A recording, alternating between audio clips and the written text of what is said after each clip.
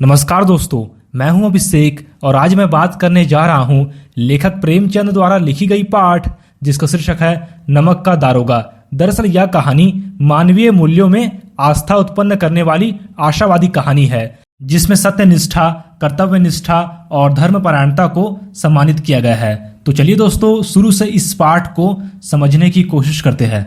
British शासकों द्वारा नमक पर टैक्स लगाए जाने के कारण नमक के कानून का पालन कराने के लिए एक नया विभाग ही बना दिया गया था, क्योंकि सरकारी प्रतिबंध लगाए जाने के बाद नमक का व्यापार चोरी छिपे बढ़ गया था। अनेक प्रकार के धोखाधड़ी का आरंभ हो गया और रिश्वत की मोटी कमाई से नमक विभाग के अधिकारियों की मौज हो गई। लोग नमक विभाग में दारोगा के पद पर कार्य करने के इच्छुक रहने लगे और पटवारीगिरी जैसा सम्मानित पद छोड़कर इसके लिए अपनी कोशिश करने लगे। इस पद के लिए अच्छे अच्छे वकीलों का जी भी ललचाता था। मुंशी वंशीधर अपने अनुभवी पिता से एक बहुत ही महत्वपूर्ण ज्ञान लेकर रोजगार की तलाश में निकले थे ताकि घर की बिगड़ती आर्थिक स्थिति को ठीक किया जा सके। वंशीधर के पिता ने उन्हें समझाया और सलाह दी कि बेटा, घर की दुर्दशा देख रहे हो, कर्ज के बोझ से दबे हुए है, लड़कियां जो है वह घास फूस की तरह बढ़ती चली जा रही है और मैं किनारे के पास का वृक्ष हो रहा हूँ, ना मालूम कब गिर पड़ूं। अब तुम ही इस घर के मालिक हो, तुम नौकरी में ओहदे पर ध्यान मत देना, क्योंकि ओहदा तो पीर की मजार के समान है जहां लोग आते हैं। केवल ध्यान रखना कि लोग अपने काम को करवाने के लिए तुम्हें रिश्वत के तौर पर क्या दे रहे हैं। तुम ऐसा काम ढूंढना जहां कुछ ऊपरी कमाई हो। मासिक वेतन तो पूर्णमासी का चांद है जो घटते घटते समाप्त हो जाता है। ऊपरी आय बहता हुआ स्रोत है जिससे हमेशा प्यास बुझती है। ऊपरी आमदनी ईश्वर देता है, इसी से बरकत होती है। तुम स्वयं विद्वान हो, तुम्हें क्या समझाऊं। इसके बाद सौभाग्य से नमक के दारोगा के पद पर वंशीधर की नौकरी लग गई। इस समाचार से उनके परिवार के लोगों को बहुत खुशी हुई, लेकिन उनके पड़ोसियों को इस बात से जरा भी खुशी नहीं हुई। मुंशी वंशीधर को नौकरी पर आए हुए लगभग 6 महीने बीत चुके थे और इतने कम समय में ही उन्होंने अपनी कार्यकुशलता और अपने अच्छे विचारों से अफसरों को मोहित कर लिया था। नमक के दफ्तर से 1 मील दूर पूर्व की ओर यमुना नदी बहती थी। उसी के ऊपर एक पुल भी बना हुआ था। जाड़े की एक रात में नमक की सुरक्षा के लिए तैनात सिपाही और चौकीदार नशे में थे। तभी अचानक पुल पर से गुजरती गाड़ियों की आवाज सुनकर दारोगा जी की नींद खुल गई और जब उन्होंने बाहर आकर देखा तो गाड़ियों की एक लंबी कतार पुल पार कर रही थी। गड़बड़ी की आशंका होने पर वे तलाशी के लिए गए। फिर तलाशी के दौरान उन्हें पता चला कि उन गाड़ियों पर नमक लदा हुआ था। ये गाड़ियां दातागंज इलाके के सबसे प्रतिष्ठित जमींदार पंडित अलोपी दिन की थी, जो लाखों रुपए का लेन देन करते थे। पंडित अलोपी दिन अपने सजाए हुए रथ में झपकी लेते हुए जा रहे थे। तभी अचानक गाड़ी वालों ने गाड़ियों को रोक लिए जाने की खबर उन्हें दी।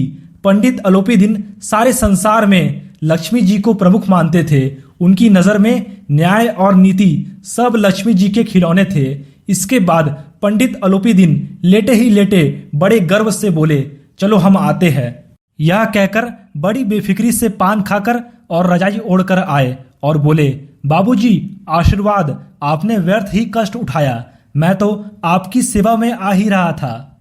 मेरी सरकार तो आप ही है। वंशीधर पर ईमानदारी का नशा था, इसलिए वंशीधर ने कहा कि हम अपना ईमान नहीं बेचते और फिर वंशीधर ने पंडित अलोपी दिन को गिरफ्तार करने का आदेश दिया। यह आदेश सुनकर पंडित अलोपी दिन हैरान रह गए, क्योंकि यह उनके जीवन की पहली घटना थी। आदेश पाने के बाद भी बदलू सिंह उन्हें गिरफ्तार करने से घबरा रहा था।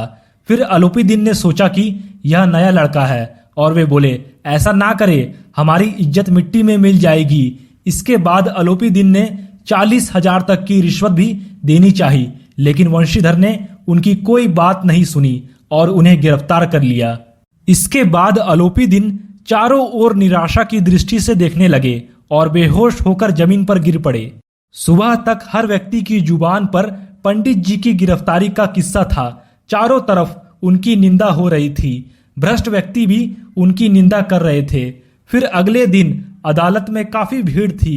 लोग उनके पकड़े जाने पर हैरान थे। उन्हें हैरानी इसलिए नहीं थी कि अलोपी दिन ने यह काम क्यों किया, बल्कि इसलिए कि वे कानून के पंजे में कैसे आए। उनकी पैरवी के लिए वकीलों की फौज तैयार की गई।